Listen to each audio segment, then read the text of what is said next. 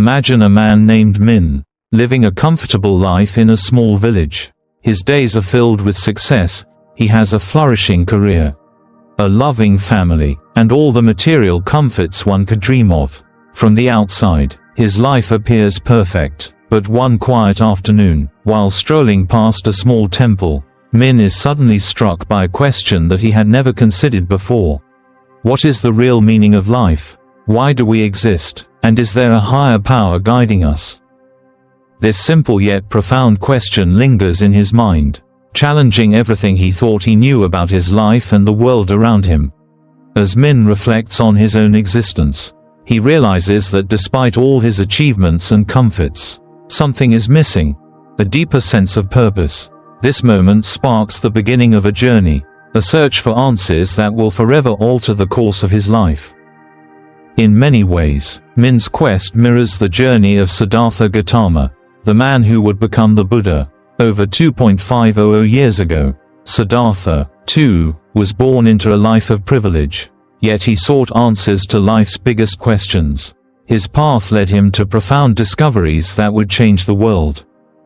In today's video, we'll explore the teachings of Buddhism, a path that doesn't rely on the worship of a creator god, but instead emphasizes self-discovery, wisdom, and the liberation from suffering. Let's embark on this journey together and uncover why Buddhists don't believe in God. The story of Siddhartha, a prince's journey. To truly understand why Buddhists don't believe in God, we must first look at the life of Siddhartha Gautama, the man who would eventually become the Buddha. Siddhartha was born into a royal family in what is now modern-day Nepal. His father, King Suddhodana, had high hopes for his son. He wanted Siddhartha to be a powerful ruler who would follow in his footsteps and lead with strength and authority.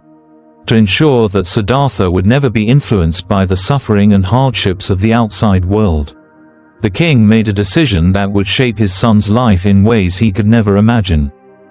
Siddhartha grew up in a palace of unimaginable luxury, surrounded by beautiful gardens, rich tapestries, and the finest comforts. His father took great care to shield him from anything that could bring him sorrow or hardship.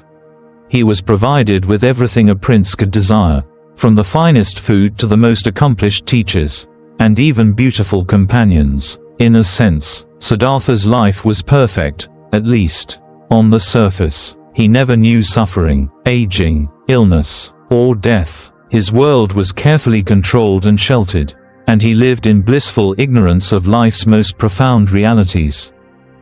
But everything changed one fateful day, when Siddhartha ventured outside the palace walls for the first time. His curiosity had grown, and he asked to see the world beyond the opulence of the palace. This moment marked the beginning of his spiritual journey, a journey that would forever alter his life and the lives of millions.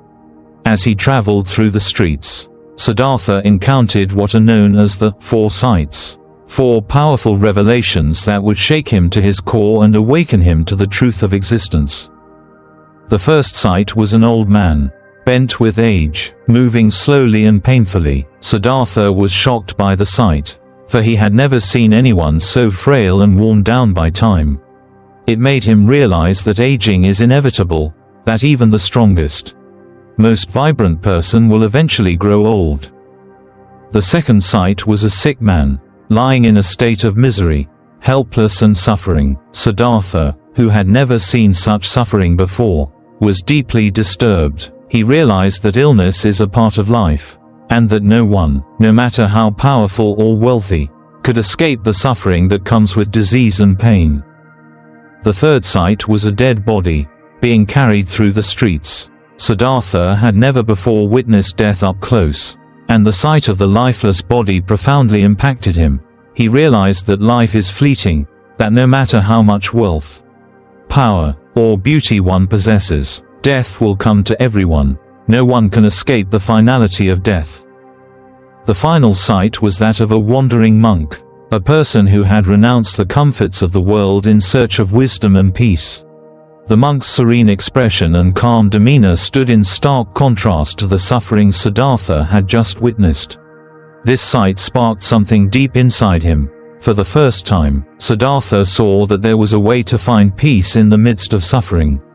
The monk had chosen to seek wisdom, and Siddhartha felt a deep longing to do the same. These encounters shook Siddhartha to his core. He had been living in a bubble of luxury, but now, he could no longer ignore the universal truths that surrounded him. He realized that no matter how much wealth or power one possesses, it cannot prevent aging, illness, and death. These were the realities of human existence that no one could escape. Siddhartha was overwhelmed by a sense of urgency. He had to find answers to these fundamental questions of life. Unable to ignore the truths he had seen, Siddhartha made a life-changing decision. He left behind his family, his wealth, and his royal status to embark on a journey of self-discovery. He sought to understand the nature of suffering and how to overcome it. For years, Siddhartha meditated, studied, and practiced severe self-discipline, exploring every path that promised enlightenment. He sought guidance from many teachers, but nothing seemed to provide the lasting peace he sought. Finally, after years of intense searching and inner turmoil, Siddhartha attained a profound state of understanding known as nirvana, a state of perfect peace and liberation from suffering. He realized that the way to end suffering was not through the pursuit of wealth, power, or status, but through inner wisdom, compassion, and understanding of the true nature of existence. From that moment on, Siddhartha became known as the Buddha, the enlightened one, and he dedicated the rest of his life to teaching others the path to liberation. The story of Siddhartha's transformation from a sheltered prince to an enlightened being illustrates the essence of Buddhism. It teaches us that true peace and understanding come not from external possessions or the worship of a deity, but from within. The search for meaning, for understanding suffering, and for liberation is a deeply personal journey that requires introspection, wisdom, and a willingness to face the realities of life head-on. Siddhartha's journey is a timeless reminder that the answers to life's biggest questions are not found in the comforts of the world, but in the depths of our own hearts and minds. Buddha's silence on God, the focus on suffering. Now that we've heard the story of Siddhartha Gautama, the Buddha, let's delve deeper into one of the most profound aspects of his teachings, his perspective on God. While many spiritual leaders across the world have emphasized the need to believe in a creator God or a higher power, Buddha took a radically different approach. Unlike other religious traditions that revolve around the worship of a deity, the Buddha never preached about the existence of a creator God. Instead, he focused on practical wisdom, self-discovery, and finding ways to overcome the universal suffering that all human beings face. One of the most striking features of the Buddha's teachings is his silence when asked about God. When people came to him with questions about the existence of a creator, Buddha often chose not to engage directly in those debates.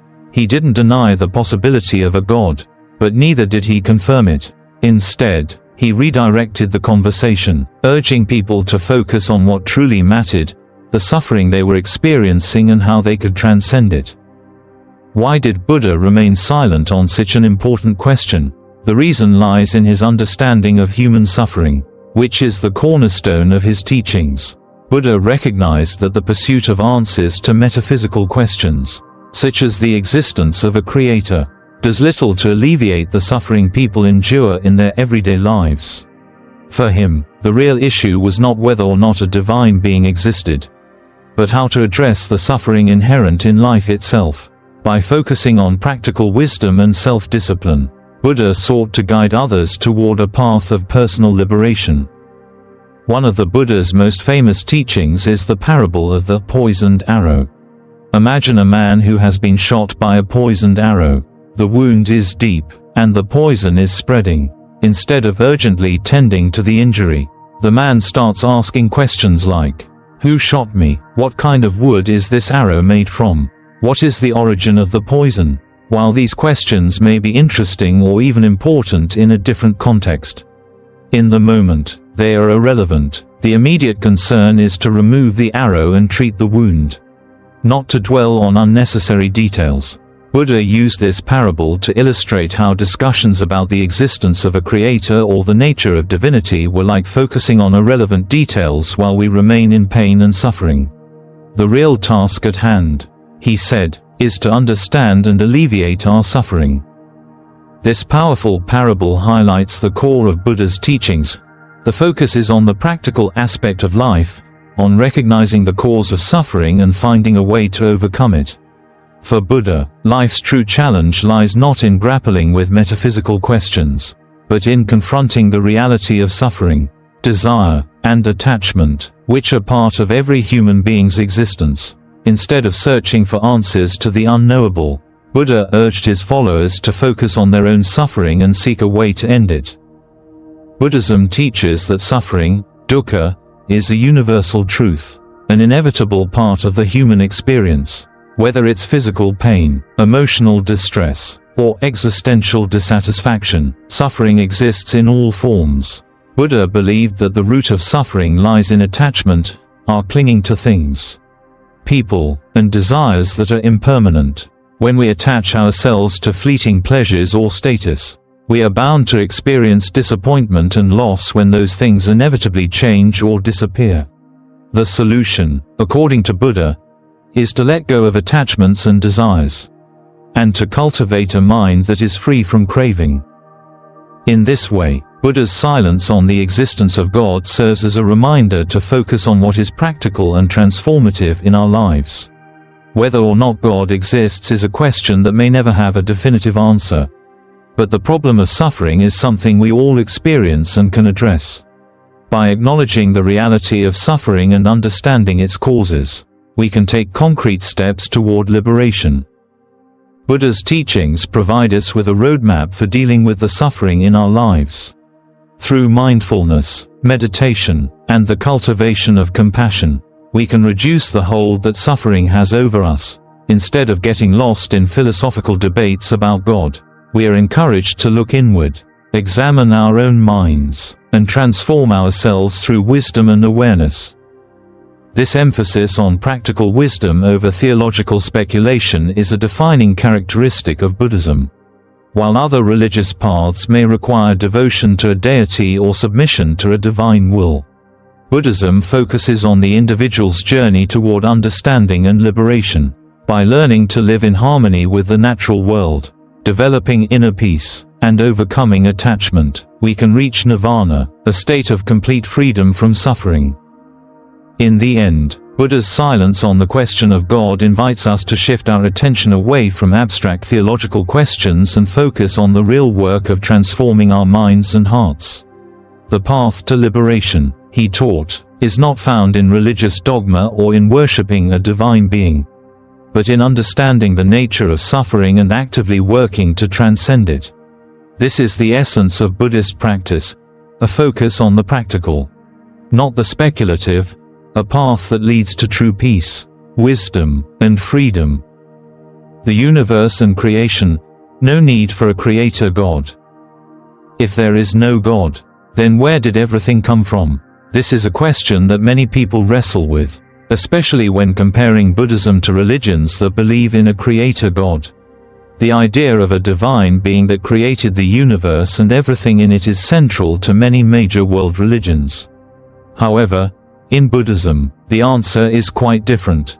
Instead of looking to a divine creator, Buddhism teaches that the universe was never created by any single being.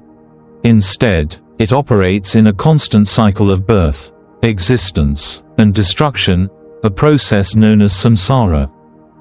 This cycle of samsara is at the heart of Buddhist cosmology. According to Buddhist teachings, the universe has no beginning and no end. Unlike religions that propose a first cause or a creator God who set everything into motion, Buddhism suggests that the universe has always existed in some form. It goes through endless cycles of creation, preservation, and dissolution. These cycles are not the result of a divine plan or a God's will, but are simply the natural order of things. Everything is in a constant state of flux, arising and dissolving according to its own causes and conditions. The Buddhist view of the universe is rooted in the concept of dependent origination, pratityasamutpada. This is a fundamental teaching that asserts that everything in the universe arises due to a chain of causes and conditions. Nothing exists independently or by itself. All things are interconnected, and their existence is the result of multiple factors coming together in specific conditions. This principle applies to both physical phenomena, like the formation of galaxies, and mental phenomena, such as our thoughts and emotions. In other words, nothing exists because it was created by a god, nor does anything exist for a singular purpose dictated by a divine being. Instead, the universe and all things within it emerge from the interplay of various causes.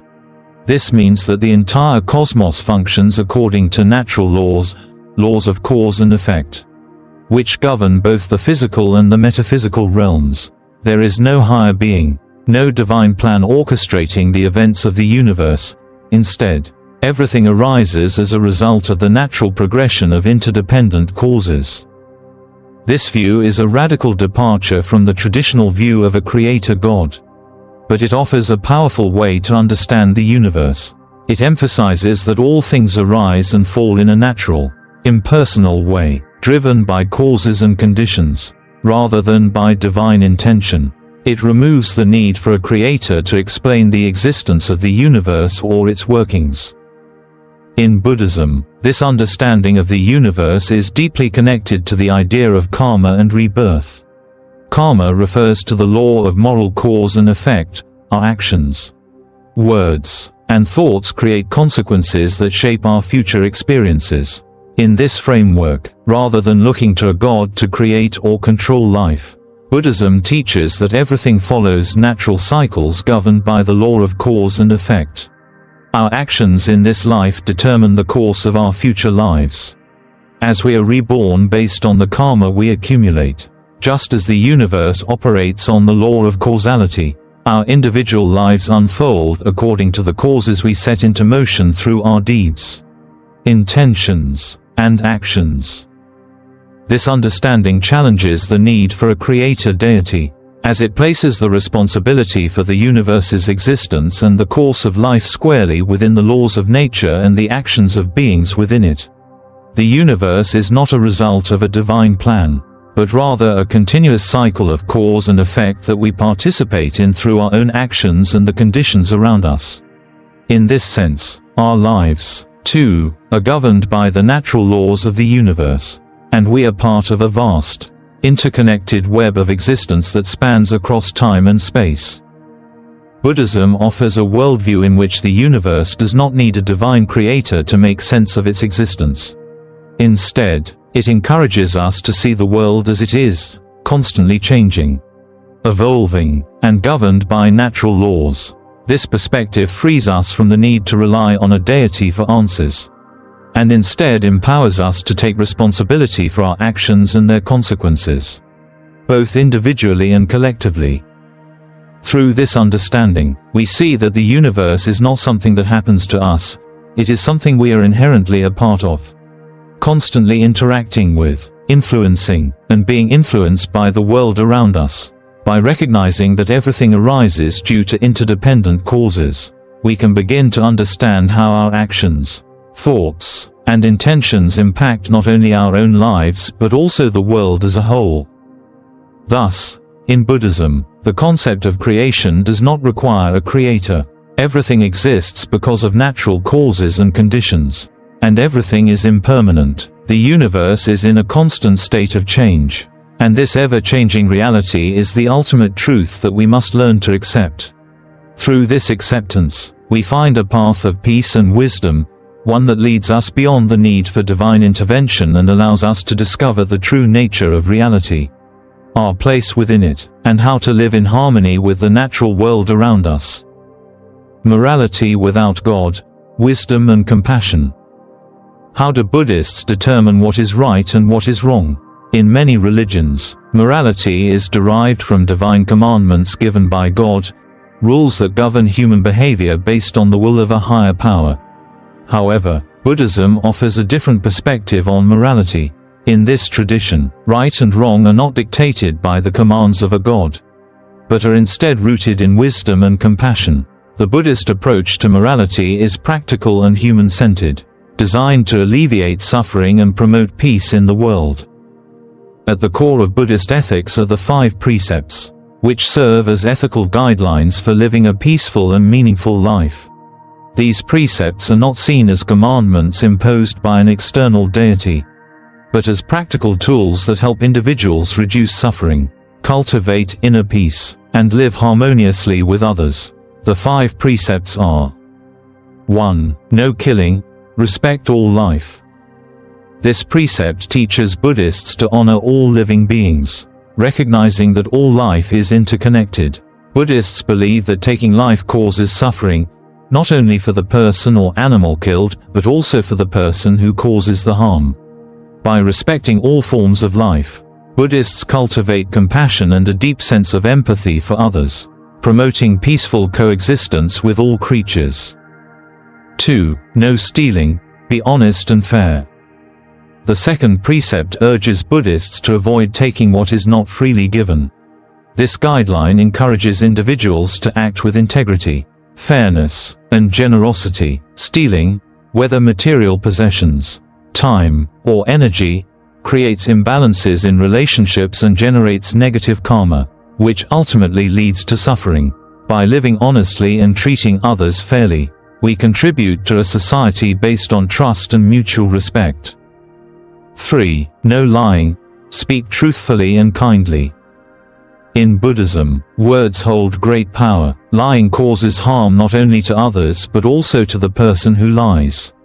When we lie, we distort reality and sow confusion. The third precept calls for truthfulness, not only in what we say but also in how we communicate. Buddhists are encouraged to speak with kindness, mindfulness, and respect, recognizing that words can either build bridges or create barriers between people. Truthful communication promotes harmony and understanding, while dishonesty breeds distrust and conflict. 4. No sexual misconduct, respect relationships. This precept teaches that individuals should respect the relationships and boundaries of others. Acknowledging that sexual misconduct can lead to emotional pain and turmoil, the focus here is on fostering healthy, respectful relationships that are rooted in mutual consent, love, and care. By avoiding actions that cause harm to others or violate the integrity of relationships, Buddhists cultivate respect for themselves and others, building a foundation for stable and loving connections. 5. No intoxicants, avoid things that cloud your judgment. The final precept urges Buddhists to refrain from substances that alter the mind and impair judgment, such as alcohol and drugs. In Buddhist philosophy, mental clarity and mindfulness are essential for personal growth and spiritual development. Intoxicants cloud the mind and hinder our ability to make wise decisions. Cultivate compassion, and remain present in the moment. By avoiding intoxicants, Buddhists aim to preserve their mental clarity and cultivate a deeper awareness of the world around them. These 5 ethical principles are not considered divine commands but are viewed as practical guidelines that lead to a life free from suffering and full of peace. In Buddhism, morality is seen as a natural outgrowth of wisdom and compassion. It is not about following rules imposed by an external authority, but about understanding the causes and effects of our actions and living in a way that promotes well-being for ourselves and others. Living ethically in Buddhism is not merely a matter of avoiding harmful actions. It is about cultivating wisdom and compassion in every aspect of life. Wisdom helps us understand the interconnectedness of all beings and the consequences of our actions. Compassion allows us to act with kindness and empathy, recognizing that the suffering of others is also our suffering. Together, wisdom and compassion form the foundation of ethical behavior in Buddhism. By living in alignment with the 5 precepts, Buddhists reduce the suffering they cause to others and, in turn, reduce the suffering they experience themselves. The practice of these precepts is a way to develop greater self-awareness and mindfulness, helping individuals make choices that lead to peace and happiness rather than turmoil and regret. Buddhism teaches that morality is not an external imposition, but a deeply personal choice that arises from understanding the true nature of suffering. When we act with wisdom and compassion, we contribute to a world that is more harmonious and just. Through our ethical actions, we not only reduce our own suffering but also create a ripple effect of peace and well-being that can extend to all those we encounter. In the end, Buddhist morality is about living in harmony with the natural laws of cause and effect. Cultivating a mindset that seeks to do no harm and to bring about positive change. By following the 5 precepts, Buddhists do not merely obey commandments, they live with intention, mindfulness, and a deep commitment to reducing suffering, for themselves and for others. Worship in Buddhism, gods, but not as supreme beings. While Buddhism does not center around a creator god, it does acknowledge the existence of divine beings that play important roles in various traditions. These beings, gods, bodhisattvas, and spiritual leaders, are certainly respected and revered, but they are not seen as omnipotent creators of the universe. Unlike many other religions where gods are seen as the ultimate, all-powerful figures who control the fate of the world, Buddhist divine figures exist within the cycle of existence and are ultimately subject to the same natural laws that govern all beings, including humans. In Theravada Buddhism, which is practiced in countries like Sri Lanka, Thailand, and Myanmar, the primary focus is on self-discipline, meditation, and the pursuit of individual enlightenment. Theravada Buddhists strive to follow the teachings of the Buddha through personal effort, with an emphasis on practices like mindfulness and meditation. While gods and celestial beings are acknowledged in this tradition, they are not objects of worship. Instead, the emphasis is on realizing one's own potential for wisdom and understanding, and achieving nirvana, freedom from suffering.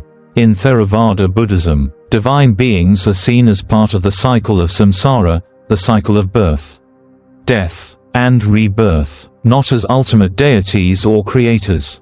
They may provide guidance or blessings, but the focus remains on individual spiritual development.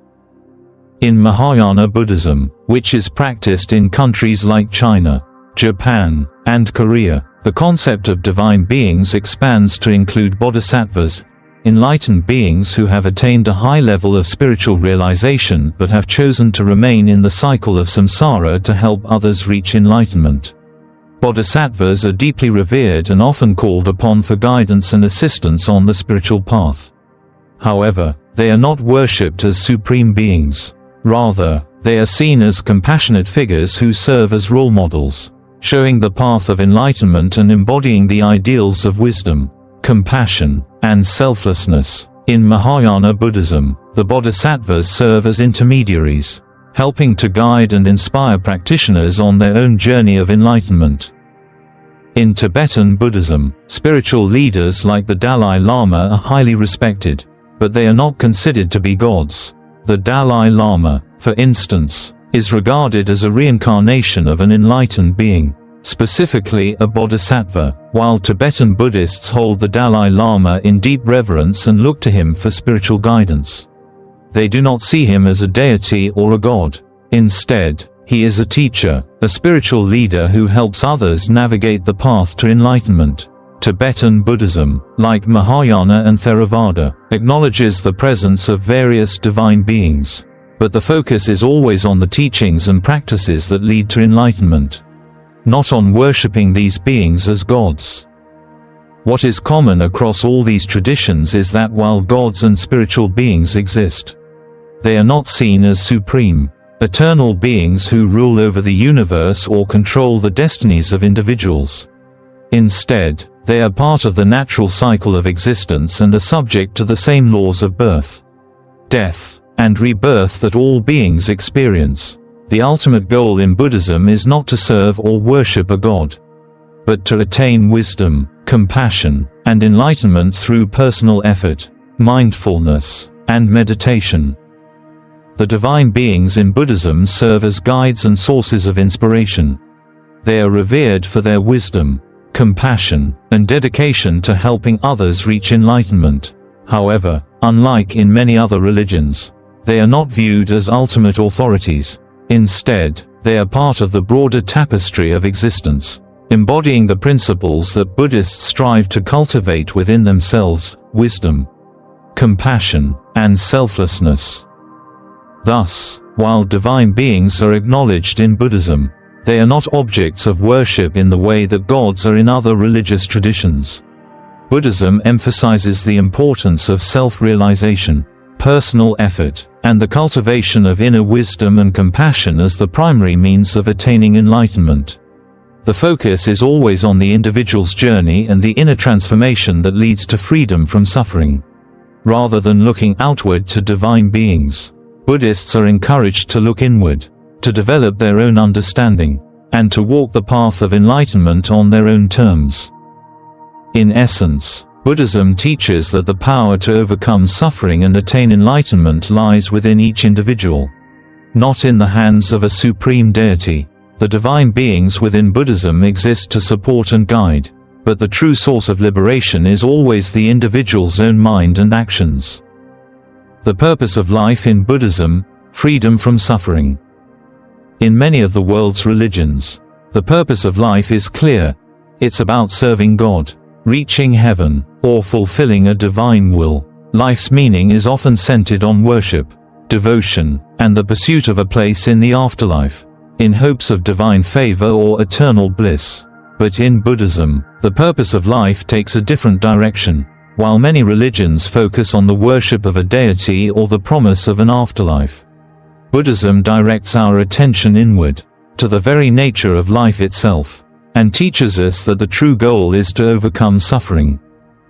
Buddhism acknowledges a simple yet profound truth: life is inherently filled with suffering, or dukkha. The word dukkha is often translated as suffering, but it encompasses a broader range of experiences: dissatisfaction, stress, unease, and the impermanence of all things. From the moment we are born, we are subject to the vagaries of life, aging, sickness, and ultimately death. But the source of this suffering isn't merely external forces, it's rooted in our desires and attachments. We crave things that are fleeting, and when they inevitably change or disappear, we are left with disappointment, sorrow, and loss. Buddhism teaches that this cycle of suffering is a natural part of life. But it is also something we can transcend. The key to escaping the cycle of suffering is not to seek divine intervention or await a future in heaven. Instead, Buddhism presents a practical path for transforming our experience of life: the Eightfold Path. This path is not a list of commands from a deity, but rather a guide for personal transformation that leads to nirvana, a state beyond suffering, where one is free from the cycle of birth, death, and rebirth, samsara. The Eightfold Path is a roadmap for ethical living, mental discipline, and wisdom. It consists of 8 interconnected practices that work together to help individuals cultivate inner peace, mindfulness, and liberation. The goal is not to please a higher power, but to free oneself from the chains of attachment, desire, and suffering. Here is a breakdown of the Eightfold Path. 1. Right view: understanding life's true nature. The first step on the path is to develop the right understanding of the world.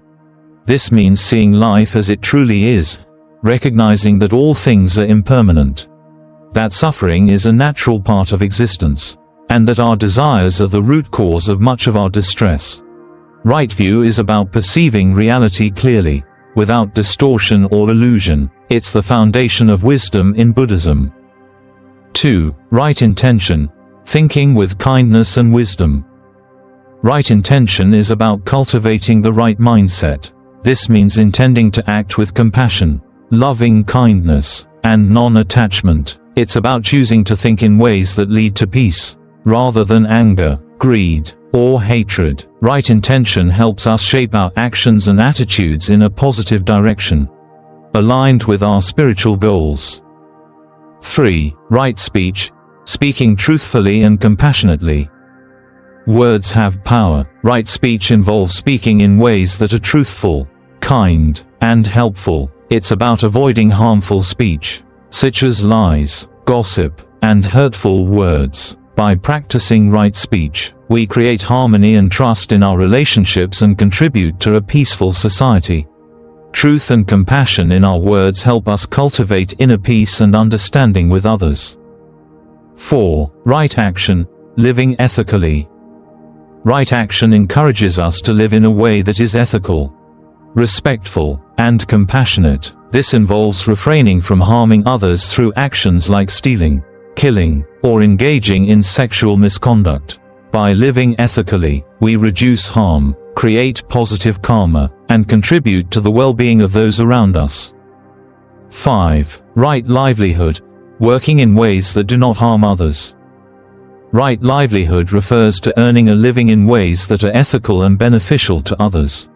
This means avoiding work that harms others, such as jobs that involve deceit, exploitation, or violence. Instead, one should choose a profession that is respectful of life, promotes well-being, and aligns with the principles of compassion and honesty. 6. Right effort, staying positive and focused. Right effort is about cultivating a positive mental state and striving to overcome negative emotions and unwholesome habits. It involves making a continuous effort to develop wholesome qualities, such as patience, generosity, and mindfulness, while letting go of harmful thoughts and behaviors. Right effort helps us maintain our focus on our spiritual growth and overcome distractions that hinder our progress. 7. Right mindfulness, being aware of thoughts and actions. Mindfulness is the practice of being fully present in each moment, without distraction or judgment. Right mindfulness involves paying attention to our thoughts, actions, and surroundings with clarity and awareness. By practicing mindfulness, we gain insight into the true nature of our experience, recognize our attachments, and learn to act with greater wisdom and compassion. 8. Right concentration, practicing meditation. Right concentration is about developing mental discipline through meditation. It involves training the mind to remain focused and calm, allowing us to cultivate a deep sense of inner peace and clarity. Meditation helps to calm the mind, develop insight, and deepen our understanding of the nature of reality. With right concentration, we are able to transcend the distractions of everyday life and access a higher level of awareness. Each of these 8 practices is not just a rule to follow, but a way of transforming the mind and heart to eliminate the roots of suffering. By following the Eightfold Path, Buddhists aim to develop wisdom, right view and right intention, ethical conduct, right speech, right action, right livelihood, and mental discipline, right effort, right mindfulness, right concentration. This holistic approach leads to the ultimate goal of nirvana, a state of freedom from suffering, where one experiences lasting peace, wisdom, and liberation from the cycle of birth and death. In Buddhism, the purpose of life is not to seek divine approval or fulfill a predestined will, but to liberate ourselves from suffering through our own efforts. The Eightfold Path is a guide to help us take responsibility for our own happiness and peace, rather than relying on external forces. Buddhism teaches that the power to transform our lives and transcend suffering lies within each of us. The path is open to anyone, and the journey is one of self-discovery, mindfulness, and compassion, leading to true freedom and enlightenment. So, why don't Buddhists believe in God? It's a question that may seem surprising, especially when we compare Buddhism to other religions where belief in a creator is central. However, Buddha's approach was radically different. He never spoke about a creator God because his focus was not on divine beings or heavenly realms, but on practical wisdom that could help end human suffering. Buddha's teachings were about understanding the nature of suffering, its causes, and how to break free from it, regardless of whether or not there is a God at the helm of the universe. According to Buddhism, the universe is not the creation of a divine being. Instead, it operates according to natural laws, existing in cycles of birth, existence, and destruction. There's no need for a divine creator to explain the universe. Everything exists due to interdependent causes and conditions, without a supernatural force that determines the course of events. This view invites us to see the world not as something to be controlled or dictated by a higher power, but as a natural process where we can take responsibility for our actions and choices. In Buddhism, morality does not stem from divine commandments, but from the cultivation of wisdom and compassion. The ethical guidelines of Buddhism, such as the 5 precepts and the Eightfold Path, are not divine commands but practical tools designed to reduce suffering, improve our relationships, and promote peace. These guidelines are grounded in the understanding that our actions have consequences, and that living ethically leads to a life of harmony and fulfillment. The ultimate goal of life in Buddhism is not to serve a deity or seek divine favor, but to achieve a state of inner peace and liberation, nirvana, through self-discovery. By following the Eightfold Path, Buddhists work towards freeing themselves from attachment, desire, and the suffering that comes with it. It's a path of personal responsibility, where each individual is empowered to transform their own mind and heart. Buddhism encourages us to look inward, to understand the nature of our own minds, and to cultivate wisdom and compassion in every aspect of our lives. It's a path that does not depend on external forces or the worship of a deity, but on our own efforts to achieve enlightenment and freedom from suffering. Now, I want to leave you with a question. Do you think a religion can work without a God? Can a path to peace and enlightenment be based purely on self-discovery and personal responsibility? Share your thoughts in the comments below. If you enjoyed this video and want to dive deeper into topics like history, philosophy, and religion, don't forget to like, subscribe, and hit the bell icon so you never miss our next upload. Thank you for watching, and I'll see you in the next video.